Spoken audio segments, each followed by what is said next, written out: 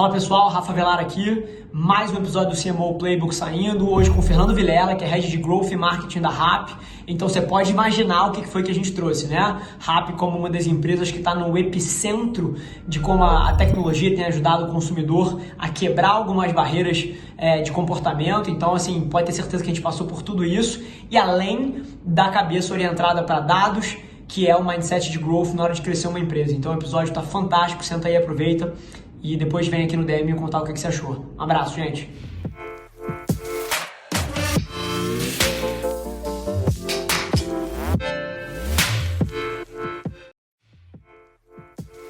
Olá e seja bem-vindo a mais um episódio do The CMO Playbook. Eu sou seu host, Rafa Velar, CEO e fundador da agência, e toda semana eu entrevisto executivos de marketing das principais empresas do país, criando uma oportunidade única para você conhecer mais sobre como são construídas as maiores marcas do Brasil e do mundo. Antes da gente começar, queria te fazer um convite para você tirar um print da sua tela, posta no Stories do Instagram me marcando em @avelarrafa com 2 L's, deixa eu saber que você está ouvindo, eu respondo todas as mensagens pessoalmente. E ao final desse episódio, se você entender que o conteúdo te ajudou de alguma forma, deixa um review pra gente lá, marca com 5 estrelas, isso ia significar um mundo pra mim. Esse é o episódio de hoje. Fala pessoal e sejam bem-vindos a mais um CMO Playbook, hoje com o Fernando Vilela, o Head de Growth da RAP. Fernando, seja super bem-vindo, cara. Que é isso, o prazer é todo meu de estar aqui falando hoje com você e contando um pouco da nossa história para todo mundo. Boa, assim, tô mega animado com esse papo, cara, e a gente tava trocando uma ideia antes do episódio aqui, e acho que batemos muito nisso, porque a gente tá no meio do período Covid, né, e o RAP é uma companhia que tá no centro dessa revolução. E eu já consigo antecipar dezenas de coisas que eu acho que vale a pena a gente trocar uma bola em cima, mas, assim, eventualmente para o 5, 10, 20% das pessoas que não te conhecem, se você conseguisse dar um passo atrás aí, contar, o Gibi 001 do Fernando Vilela como executivo. Cara, conta um pouquinho da tua trajetória até o momento de você estar sentado na cadeira que você tá, e depois a gente desconstrói isso, pode ser? Não, tá bom, perfeito. Bom, eu sou economista de formação, então, obviamente, comecei no mercado financeiro, mas gosto de brincar que foi uma passagem relâmpago, porque acabei achando um pouco entediante. No fim do dia foi um pouco isso que eu achei. Muita gente vai achar essa declaração polêmica, mas Tô curioso aqui. Por quê? Eu trabalhava em private equity, né? Tá. Então era algo super demorado, longo, investimento de altíssimo risco, então demora 5, 10 anos para o investimento ter retorno. Então a aprovação é super longa, 3, 4, 5, 6 meses de comitê. Ativos e líquidos, o ciclo longo, assim, aquela ciclo longo, comitê, aprovação, comitê 2, comitê 3, comitê 4, comitê 5, então eu achava pouco dinâmico. É muito legal porque você trabalha com as pessoas mais inteligentes e incríveis que você vai conhecer. Só gente com MBA fora, com muito conhecimento, uma experiência gigantesca, mas é pouco dinâmico. Então essa foi um pouco da minha leitura.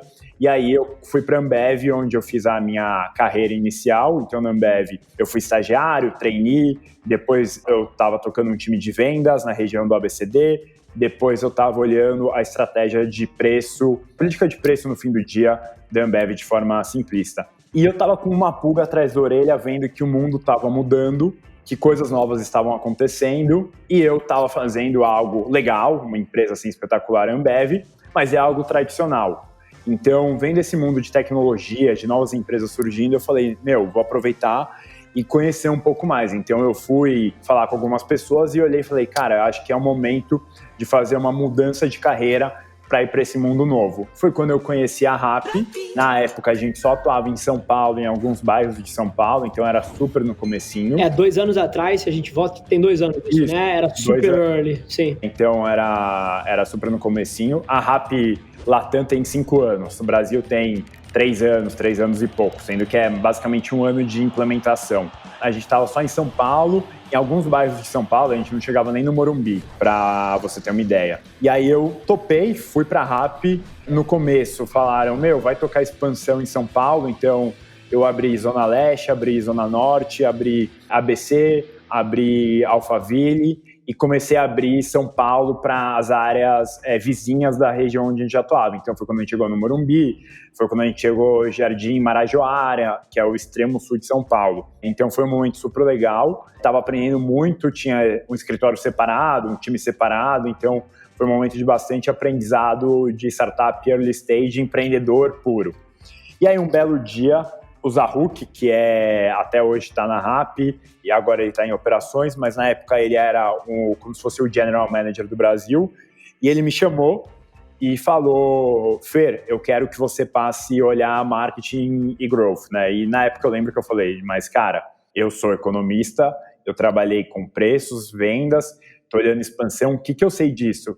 Ele falou: cara, fica tranquilo, você vai aprender. E aí ele pegou, desenhou um funil numa folha sulfite, eu lembro bem dessa folha, e desde então, tem mais ou menos 1 ano e meio, eu olho o Growth Marketing na Rappi, e aí foi super legal que a gente acabou passando nos mais diferentes estágios de empresa, né? Então desde uma empresa que atuava praticamente só em São Paulo, a uma empresa que atuava em 10 cidades, a uma empresa que atuava em 30, e hoje a gente está em praticamente 100 cidades, e a gente pode falar com plena convicção e segurança que a gente manteve um crescimento ao longo dos últimos 2 anos, assim, impressionante, chegou a patamares que até mesmo a gente se surpreende às vezes quando a gente olha para trás. Espetacular, cara. Esse testemunho de alguém que viu isso acontecendo é uma coisa que tem um valor tremendo. É muito interessante quando a gente olha para trás e conecta os pontos com a facilidade que eles conectam, mas a provocação aqui que eu sempre faço é quando estava olhando para frente não era tão claro assim, né? Exatamente. Eu lembro quando a gente estava no escritório, então era um escritório, o prédio foi até demolido, para você ter noção do nível do escritório. Era um escritório legal, bom, mas era um escritório que a gente tinha cadeira de plástico, não tinha nem onde as pessoas sentarem direito. A gente crescia tanto, a um ritmo tão frenético, que o movimento de pessoas era muito alto. Depois a gente mudou para outro, que já era maior, mas era um prédio, um coworking com mais gente. E agora, antes do Covid-19, a gente tinha acabado de se mudar para um prédio inteiro nosso. Então é super curioso ver até como a parte do escritório vai também mostrando os momentos da empresa. Então o primeiro escritório era aquele que era pequeno, que era quando a gente estava começando. O segundo, a gente já tinha se expandido, consolidado um pouco, só que a gente começou a ter 5, 6, 7 escritórios em São Paulo. E aí o terceiro foi a consolidação e com espaço para mais expansão. Então isso demonstra muito como a gente foi crescendo de forma exponencial, e como também agora, nesse ano, a gente está no processo mais de consolidação, né? Então, de amadurecimento de processos, amadurecimento da operação, amadurecimento da nossa casa para garantir que a gente siga crescendo e suporte o tamanho do business que a gente chegou. Perfeito. E assim, você não sabe o quanto essa narrativa do escritório fala comigo.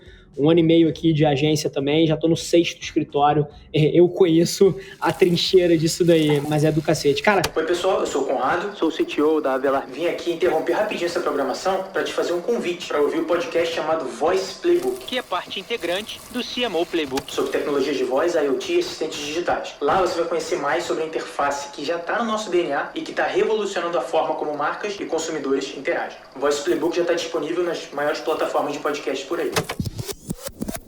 Eu conheço a trincheira disso daí, mas é do cacete. Cara, você falou de uma coisa que foi o Covid, né? No meio da sua narrativa aí você mencionou o momento que a gente tá e assim, é com todo o coração e a empatia do mundo que eu falo isso, e a gente tava batendo isso um pouco antes de começar.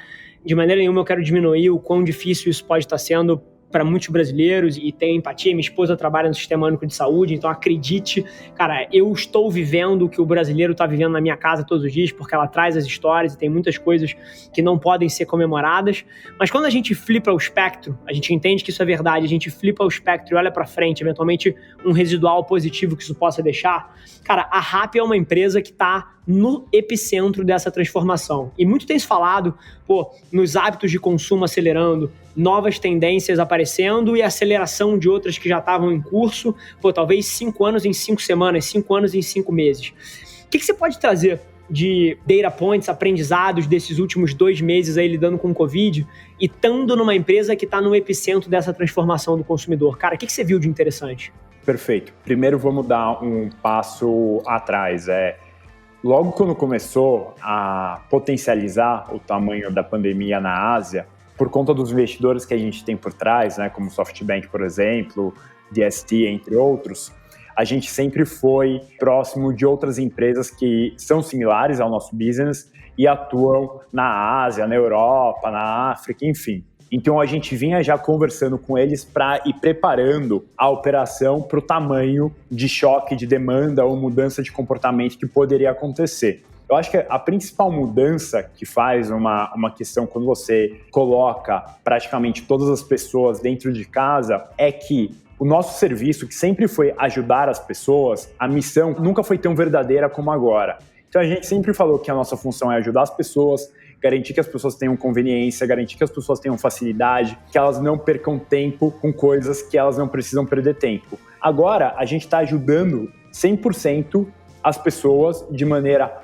pura, simples e genuína, garantindo que todo mundo fique em casa, no máximo possível, garantindo ao mesmo tempo que o varejo, que até então não estava acostumado com delivery, ou que tinha tanto delivery quanto loja física e agora pode só ter delivery, encontre no delivery uma fonte de renda, então siga tendo uma fonte de renda, garantindo ao mesmo tempo que a questão do coronavírus levou a demissões em várias empresas, então nosso time de shoppers, que são as pessoas que compram no mercado, a gente aumentou em 3 vezes o tamanho desse time. Então, garantindo que a gente está colocando mais gente também trabalhando na nossa operação e garantindo também que os entregadores, que são aquelas pessoas que estão na rua, garantindo que tem um mínimo de pessoas se deslocando para ir comprar e retirar um produto, garantindo também que eles tenham o máximo de acesso aos itens necessários para a proteção individual de cada um.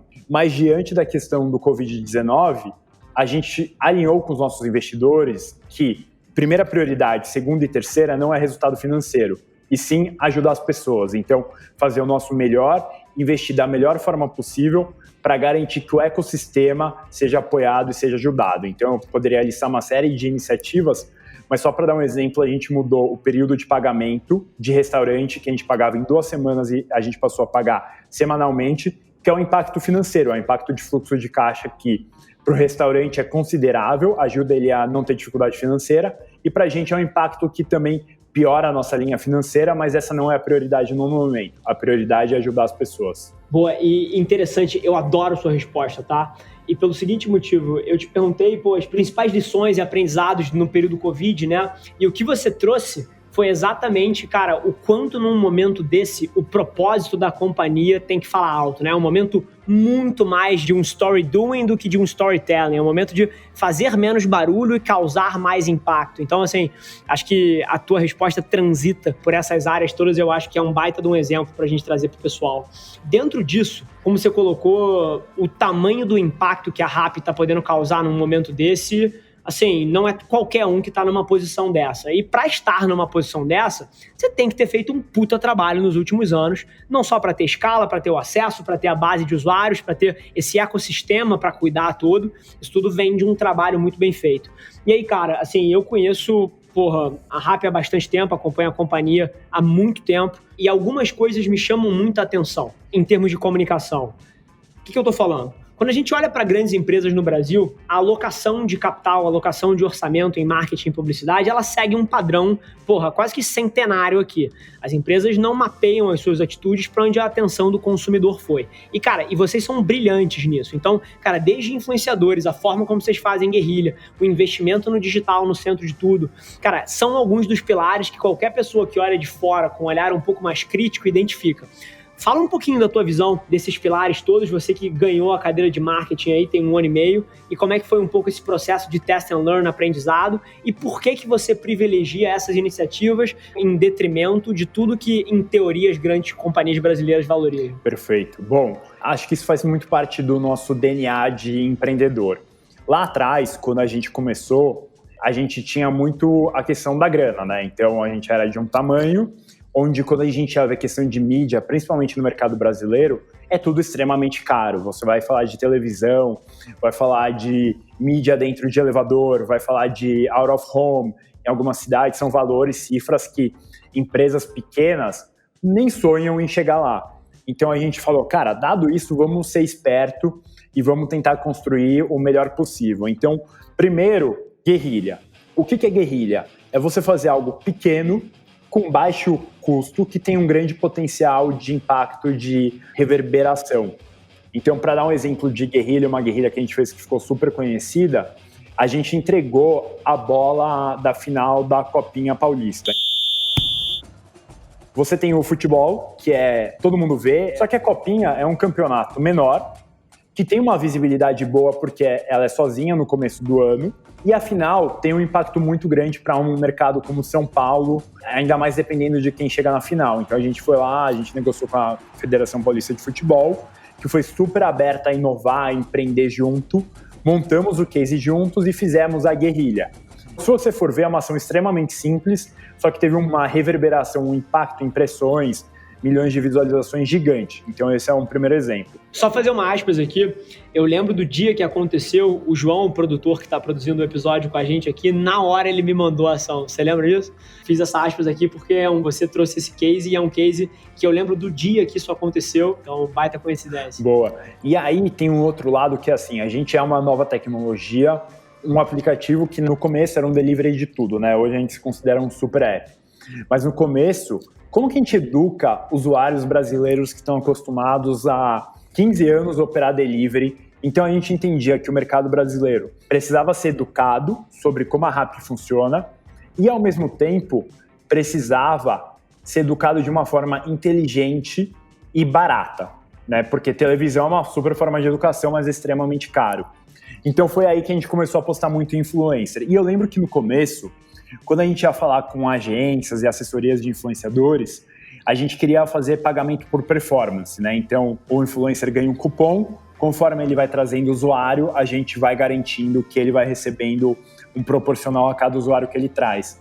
E aí todo o mercado falava pra gente, vocês não vão conseguir, isso não funciona, isso não dá certo, é impossível, não dá para fazer com todo mundo, e a gente falava, cara, mas a gente tem que tentar, tem que testar de alguma forma.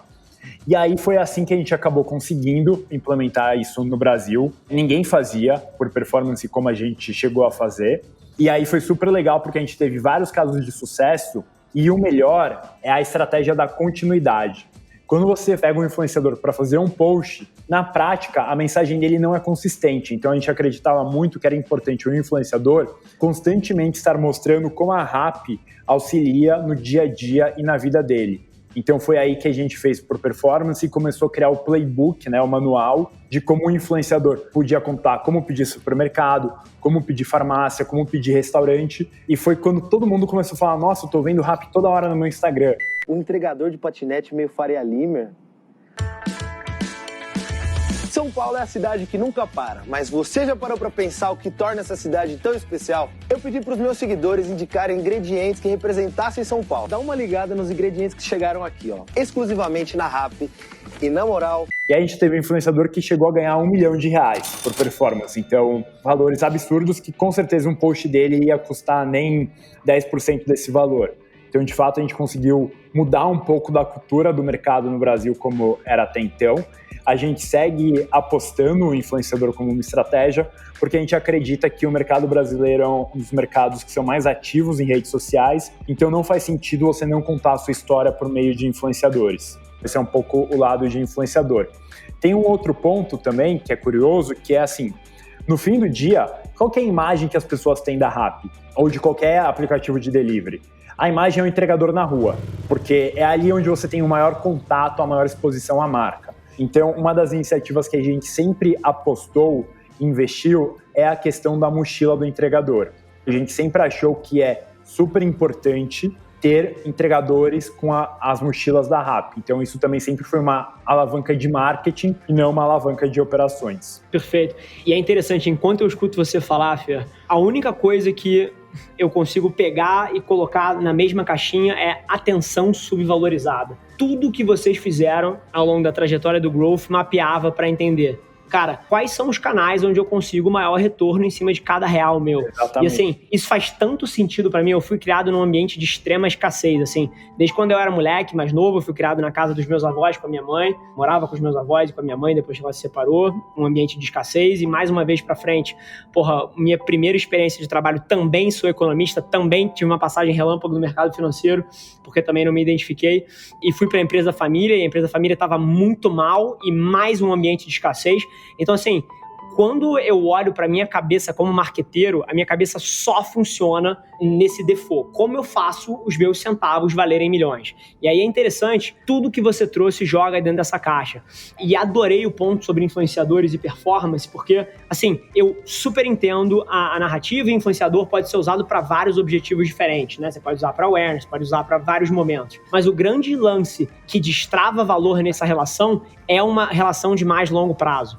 Então, eu acho que esse episódio é até um momento, um dado quórum que a gente tem aqui ouvindo a gente, para um push de quanto as marcas talvez se beneficiariam se elas conseguissem criar modelos um pouco mais perpétuos dessa relação, que não deixassem a mensagem consistente, como você falou, que não trouxesse esse caráter meio vendedor, meio spot, e muito mais uma relação de longo prazo do creator com a marca, né? Exatamente. É bem o que você falou, assim, quando você tem baixo orçamento, você tem que pensar muito como você investe o seu dinheiro.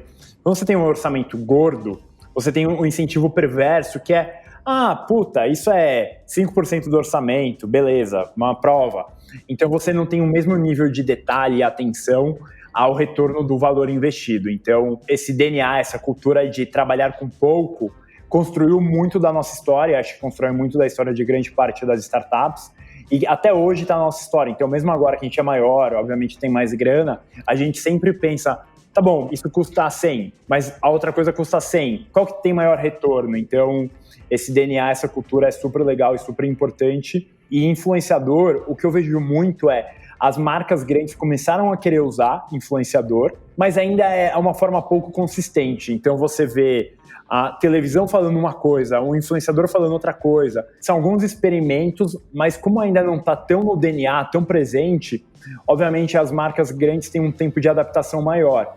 Mas acho que já você vai ter uma migração muito grande para influenciador, para mídia digital, para sair um pouco do marketing tradicional, que até então dominou e foi praticamente vigente nos últimos 40 anos no mercado. Couldn't agree more, viu? Assim, não poderia concordar mais, e inclusive, acho que a gente falando de Covid, trazendo uma referência histórica de 15 segundos aqui, os anos 2000 foram anos que migraram muito do orçamento nos Estados Unidos, pelo menos, que é um baita case e tem muito dado em cima disso, da mídia impressa para a TV. O ano de 2008, e estou falando de grandes crises, né? Foi um ano onde você migrou, mais uma vez, grandes orçamentos de TV, só que dessa vez para o digital, e é curioso como eles nunca mais se recuperarem. Minha aposta, que vai em linha exatamente com o que você falou, é que, cara, o Covid vai ser uma experiência onde a gente está enxergando as empresas secarem certos orçamentos em certas partes do mix, e a minha aposta é que esses orçamentos nunca mais vão voltar da mesma forma naquele ponto. Eles vão voltar em outros canais, que é como você falou, influenciadores, mídia digital e etc. Porque no fim do dia, e assim, one man's point of view, tá? E é o que você colocou, não é porque você tem um orçamento gordo que você não deveria buscar o maior retorno para cada centavo, né? E hoje em dia a gente fala de influenciadores, fala de social, fala desses canais, mas assim, eu acho que uma provocação muito interessante é a gente ser agnóstico do canal, né? Exato. Assim, o canal não importa. Daqui a 10 anos vai ser outro e a gente tem que estar onde o consumidor estiver, onde a atenção estiver e onde o retorno estiver bom. Um super exemplo disso eu acho que é o TikTok. Perfeito. Todo mundo já conhece o TikTok, vamos ser sinceros. Assim, quem é mais ligado ao mundo digital, a tendências, ou quem viu uma palestra falando de tendências do futuro, já via que o TikTok ia crescer. Estava chegando, era uma questão de tempo.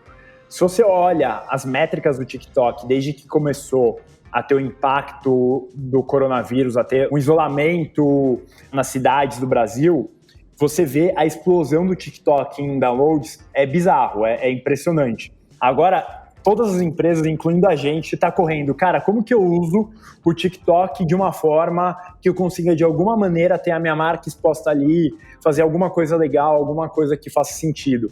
É o que você falou. Antes, todo mundo era Facebook App. Depois mudou para Instagram. Já vai mudar para TikTok. Depois muda para outro. E vai mudando.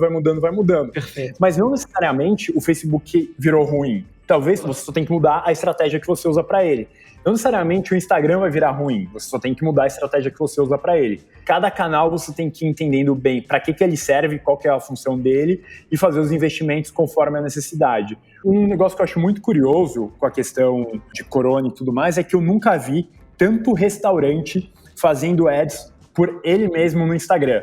Acho que eu acredito que você e até o pessoal que está escutando deve ser impactado por ads de restaurantes. Perfeito. E algo que eu acho que, assim, que é legal é você ver restaurantes fazendo super bem e você vê restaurantes não seguindo as recomendações. Então, até uma iniciativa que eu pessoalmente comecei a fazer quando eu vejo que o Ads, ele podia ser melhor, eu clico no restaurante e mando uma mensagem privada pro cara falando, olha, posso te dar um feedback se não for ousado, não quero ser chato nem nada, mas eu acho que você conseguiria ter retornos melhores se você mudasse algumas coisinhas. Então, eu acho que se todo mundo que trabalha no meio de digital conseguir fazer isso, a gente acaba ajudando, ensinando e colocando o mercado num step further, né? Se a gente pega e fica na nossa, sem querer ajudar as pessoas que estão entrando nesse mercado, a gente não está, na prática, contribuindo em nada para que o setor, para que a economia se desenvolva. Perfeito, acho que a visão é brilhante. Confesso que não tenho dado feedback, mas, cara, gostei da ideia e acho que é uma provocação para todo mundo aqui fazer e acho que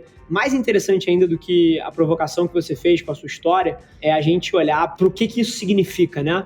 O que a gente vai ver de digitalização de pequenos negócios, de serviços nos próximos anos, eu acho que não está no mapa. E é curioso, e acho que esse é até um tema legal para a gente falar aqui, o quanto uma plataforma como um super app está no centro disso, né? Porque se tem um erro cognitivo que eu vejo as pessoas fazendo todo dia é achar que o Rappi é uma empresa de delivery, né? Na verdade, assim, ele é uma plataforma que viabiliza prestação de serviço entre múltiplas partes. Até fazendo a provocação aqui, eu tô longe de ser o maior especialista de Rappi dessa mesa entre nós dois, né? Como é que você define o Rappi?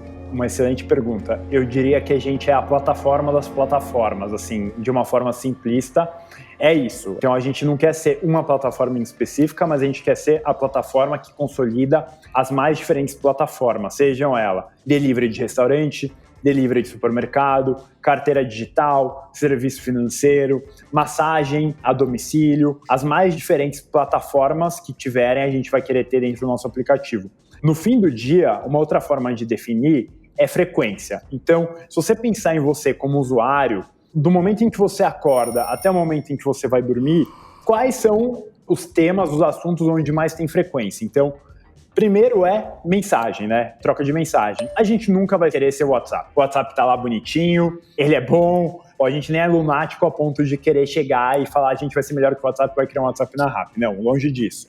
Segundo ponto é comida. Então, todo mundo tem fome 3, 4, 5, 2 vezes por dia. Por isso, a gente tem verticais de supermercado e verticais de restaurante, que na prática você garante a alimentação. Depois você vem de mobilidade. Então, a gente acabou lançando também a questão de mobilidade, porque a gente acredita que todo mundo vai e volta, né? Numa questão rotina normal. Obviamente, agora a gente sabe que mobilidade não é o assunto mais importante do momento. Depois, você tem itens de baixa frequência, mas que sim são importantes. Então, você tem farmácia, você tem serviço de massagem a domicílio, você tem serviço de doação. Então, a gente fez uma parceria com a Gerando Falcões do Edu Lira, onde a gente bateu ontem R$500 mil arrecadados, então um valor, assim, do caralho, com perdão da palavra, mas uma arrecadação super expressiva. Mas é a palavra. A gente tem carteira digital com RappiPay, e o curioso é que em cada mercado a gente é super adaptável ao mercado. Então, só para dar um exemplo para as pessoas entenderem,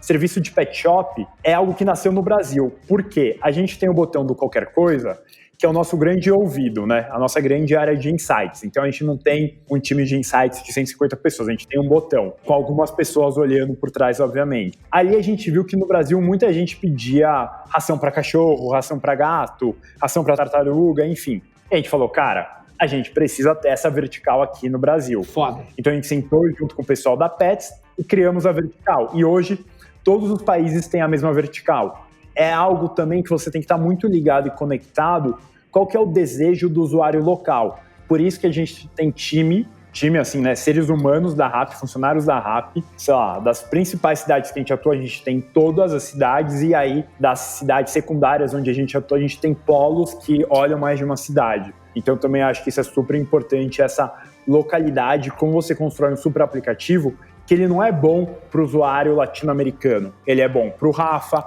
ele é bom para a Cecília, ele é bom para o João, ele é bom para o Fernando, ele é bom para a Maria. ele é bom para o indivíduo, muito mais do que ele é bom para uma classificação, uma segmentação específica. Genial, eu acho que muito do que está por trás desse seu speech aí é uma das coisas que eu mais vejo grandes empresas errando, que é, por várias vezes eu debato com empresas de tecnologia ou até empresas de produtos de consumo, bens de consumo, etc. E por várias vezes eu vejo as pessoas caindo na falácia de pensar um produto e depois querer entender uma forma de vender isso para as pessoas, quando na verdade a abordagem correta é você começar das pessoas e fazer a engenharia reversa para trás para entender o que você poderia estar ajudando a solucionar de dor ali, né? Então, exatamente. E assim, eu tô espantado aqui porque eu conheço o Butão, né? Sou cliente da Rappi, inclusive estava falando para você que o meu lifetime value deve ter multiplicado por 30 nesse período Covid aí, mas eu nunca tinha pensado que o Butão do Qualquer Coisa servia como uma iniciativa de voice of customer ali, ou um input de dados, porra, é absolutamente genial. Então, uma curiosidade, a gente começou só com delivery de mercado de bairro, e o Botão Qualquer Coisa.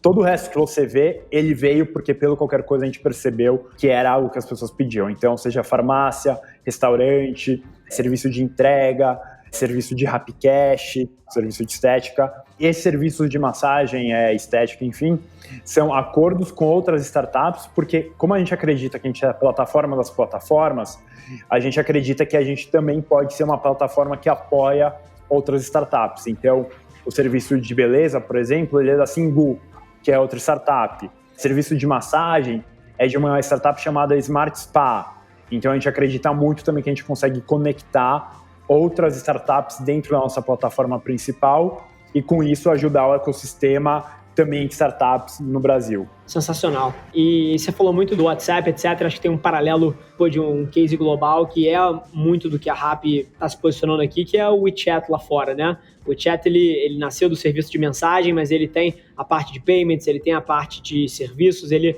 acabou englobando todo o ecossistema. E acho que é uma visão de futuro que a gente pode estar esperando aí, né? Exatamente. O WeChat e Meituan são os nossos grandes benchmarks. Sim. E aí, muita gente fala, nossa, mas a China é gigante, né? A China é gigantesca, o mercado é muito diferente. Mas só a título de curiosidade, se você pega o PIB da América Latina e o PIB da China, a América Latina tem metade do PIB da China. Se você pega cidades com mais de 100 mil habitantes, a América Latina tem mais do que China.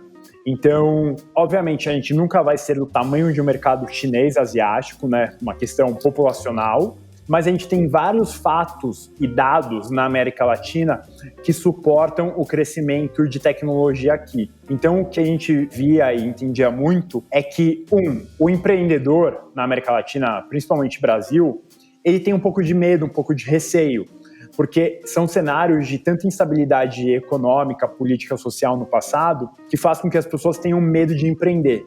Quando você começa a ter cases como o Rappi, como competidores da Rappi, como Nubank, como Log, como, enfim, tantos casos na América Latina que são incríveis, o sistema e o ecossistema, ele é potencializado e você permite que as pessoas, saiam empreender mais, e 2, que tenha mais capital financiando esses investimentos. Então, acho que esse também é um output super legal de ter startups do tamanho de uma Rappi, de um Nubank atuando na América Latina, porque todo o ecossistema startupeiro, ele é potencializado e ajudado por ter nomes assim atuando no mercado. Inclusive, assim, concordo 100%, inclusive é uma das minhas maiores dores no meu coração nesse exato momento, frente ao Covid, que é um cisne negro, né? Assim, ninguém podia prever, ninguém podia evitar, assim, não tinha o que fazer de fato. Óbvio que a gente pode debater respostas mais rápidas e abordagens como a da Coreia do Sul e etc, mas assim, no residual aqui, é um cisne negro, é um evento de cauda longa, mas assim, uma das coisas que mais me doem é porque o Brasil estava numa aceleração, não só de coragem dos empreendedores, de confiança do consumidor. O Brasil tem um legado histórico perverso dessa briga de classes, né, do burguês versus o proletariado, e eu acho que a gente estava de uma forma brilhante desconstruindo alguns desses mitos e narrativas falsas em torno disso, e eu vejo no momento do Covid o brasileiro dando um passo para trás, né, que é quase que como se fosse, cara, tá aqui uma narrativa, eu acredito, eu confio, eu vou tentar, e aí eu botei o meu pé para fora e veio um carro, passou na poça e me molhou inteiro. Então, esse é um dos meus maiores receios, e eu acho que conversas como essa nossa aqui, e visões positivas de futuro, e fica talvez até o chamado para os nossos pares aí que estão ouvindo, para a gente trabalhar reconstruindo o otimismo no brasileiro, que é um guerreiro, é um vencedor, é uma pessoa batalhadora por natureza, e frente a um momento desse vai precisar de coragem para passar, né? Exatamente. E óbvio que é uma situação difícil e complicada para todo mundo. Não existe um vencedor numa crise do tamanho dessa. Todo mundo sai perdendo, seja ele pessoa A ou pessoa Z. E uns perdem mais que os outros, e isso é muito triste para todo mundo. O que eu acho que a gente tem que tentar entender um pouco lembrar que toda crise termina. Isso é a única certeza que a gente pode ter. 2, em momentos de crise, novos processos, novas tecnologias acabam surgindo, abrindo grandes oportunidades de negócio, de investimento. Então, acho que também é um momento para aquelas pessoas que estão com vontade de empreender, estão com vontade de fazer diferente ou estão com vontade de inovar dentro da sua empresa, estão com vontade de ir para marketing digital, estão com vontade de, enfim, de fazer qualquer coisa diferente, de também saber ler e aproveitar as oportunidades que vão surgir logo depois da crise, porque pode ser um momento que muitas coisas vão mudar, vai ser um momento que muitas coisas vão mudar na sociedade, do home office ser mais comum, as pessoas discutirem mais a questão de investimento no mundo online. Então, tem muita coisa positiva e que pode ser grandes oportunidades daqui para frente. Então, acho que não é tudo ruim, né? Obviamente, muita coisa é ruim, mas também tem ainda coisas boas acontecendo e às vezes a gente tem que olhar um pouco para esse lado para não achar que o mundo vai acabar, que a sociedade vai explodir e que ninguém mais vai estar aqui depois de amanhã. Perfeito. Eu não podia concordar mais. Inclusive, foi teor de um debate que eu tive com um grupo de investidores aqui da agência, e exatamente isso. Assim, eu acho que os maiores deltas de resultado que eu tive, e aí não é um caráter oportunista, tá? Mas é um caráter de oportunidade. Foi todas as vezes que eu consegui ser corajoso quando o mercado tinha medo, e eu também tirei retornos desproporcionais quando eu dei um passo atrás e tive medo quando o mercado estava hiper corajoso. Então, acho que toda vez que você está junto do consenso, vale muito uma provocação de que se não existe um residual diferente para ser tirado dessa narrativa. Acho que o que você falou traz isso perfeitamente. Fernando, estamos chegando ao final do papo, cara. Deixa eu te fazer uma pergunta. Se alguém quiser consumir um pouquinho mais do teu ponto de vista hoje em dia, tem alguma plataforma onde você é mais presente? Sei lá, você está sempre participando de podcasts como esse, ou LinkedIn, você compartilha muito da sua visão de negócio, ou do que a RAP está fazendo.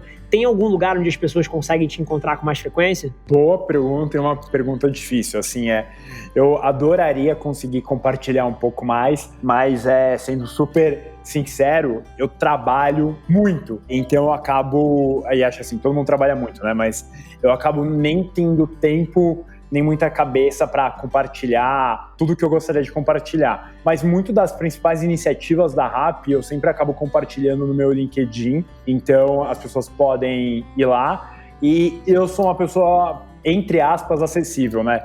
Coloco entre aspas porque vai ter gente que vai falar um dia eu mandei mensagem e ele me respondeu de uma forma que eu não gostei. Mas assim, quem quiser mandar mensagem, fazer algumas perguntas ou enfim, quiser conversar dentro do possível e dentro das ferramentas disponíveis, eu vou sempre tentar ajudar ao máximo. Fantástico, cara. Mais uma vez, cara, te agradecer de coração pelo papo. Eu acho que foi uma oportunidade tremenda de trazer aqui no meio desse furacão que a gente está vivendo, e acho que os temas que a gente debateu servem de pano de fundo para qualquer executivo que está ouvindo e quer estressar um pouquinho a cabeça de inovação, quer ganhar uma ideia fresca sobre como atuar em meio a um momento delicado como esse. Espero que sirva de inspiração para muita gente. Queria de coração te agradecer pelo papo, cara. Não, que é isso. Obrigado você. Prazer falar com você, né? Te conhecer. E quando tudo voltar ao normal, a gente marca um café e conversa um pouco mais. Com certeza, com certeza. Faço questão também, cara.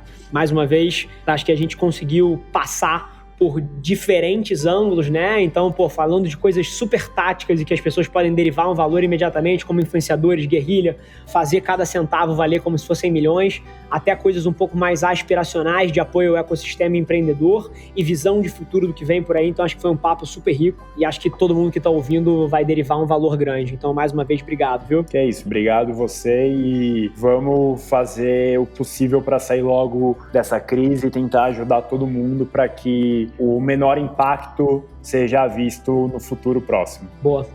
E é isso, gente. Se você tá ouvindo isso aqui, seja na plataforma que for, Spotify, Deezer, YouTube, onde quer que seja, tira um print da tela, me marca em Avelar Rafa. Vai ser um prazer. Vocês sabem que assim como o Fernando, eu tento responder todas as mensagens que chegam em meio à correria, como a gente colocou aqui. O dia a dia não é fácil, mas a gente sempre tenta fazer um tempo para isso. E a gente se vê no próximo episódio do CMO Playbook. Obrigado, Fernando. Obrigado você. Esse foi mais um episódio do The CMO Playbook e eu deixo aqui o meu muito obrigado por você ter passado esse tempo com a gente. Espero que tenha sido de valor para você e te fazer um pedido. Não se esquece de compartilhar um print da sua tela no Instagram, me marcando no @AvelarRafa com 2 L's e deixando aquele review de 5 estrelas na sua plataforma favorita. Vamos colocar esse podcast no Top 10 Brasil. Um abraço, gente. Até semana que vem.